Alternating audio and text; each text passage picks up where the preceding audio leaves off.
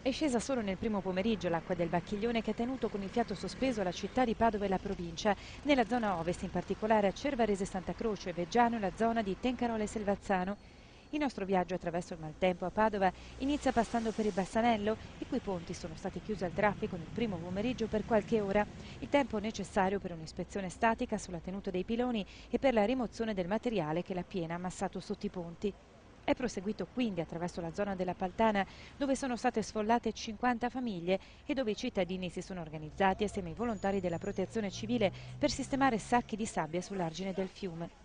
La situazione decisamente peggiore in quella zona era quella degli impianti sportivi della Canottieri, completamente allagati, così come gli uffici.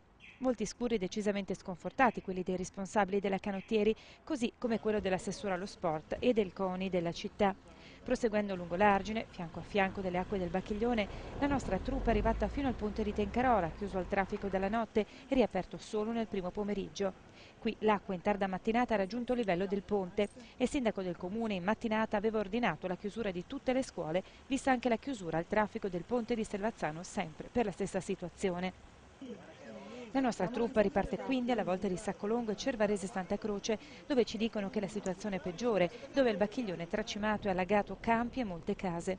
A Creola il Bacchiglione è esondato e ha coperto interamente la sede stradale, bloccando ovviamente i collegamenti viari. A Cervarese Santa Croce il castello di San Martino della Vanezza è andato sott'acqua e così pure le abitazioni dell'area golenale. La protezione civile con i mezzi acquatici già ieri sera ha portato in salvo molte persone che hanno dormito nella palestra della scuola di Fossona e alcune famiglie anche in mattinata, con tanto di valigia al seguito con le cose personali e alcuni oggetti che sono riusciti a salvare. Da ieri sera è uscito il Bacchiglione e ha inondato la zona di Golena dove abbiamo la casa e prima ha inondato i cortili, il giardino e poi pian piano è entrato in casa e avevamo 1 metro d'acqua in casa. Al piano superiore non c'era acqua, quindi sono riuscito anche a dormire, ho dormito dalle 2 alle 5, alle 7. E poi che cosa ha tirato su? Ha fatto una valigia? E poi ho tirato su un po' di roba, un paio di pantaloni, 2 paia di pantaloni, 2 camicie, un golf e basta. E poi i miei oggetti personali, Ecco, che cosa ha lasciato lì che quindi in balia dell'acqua in questo momento? tutto. Soprattutto cosa? Vabbè, tante cose, libri, quadri. Secondo lei ci saranno tanti danni? C'è 1 metro d'acqua in casa. Noi abitiamo lì in questa casa dal 2000 e sono venute altre piene, ma non arrivavano nemmeno in giardino, arrivavano sempre sul bordo del cancello.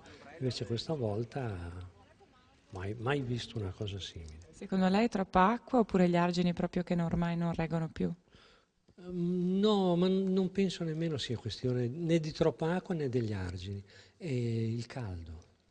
Ha sciolto le nevi in montagna e quando succede l'acqua si accumula e il Bacchiglione, poi noi siamo proprio, il paese si chiama Trambach, tra le acque, quindi noi siamo tra il Tesina e il Bacchiglione, si sono uniti, hanno fatto la forza.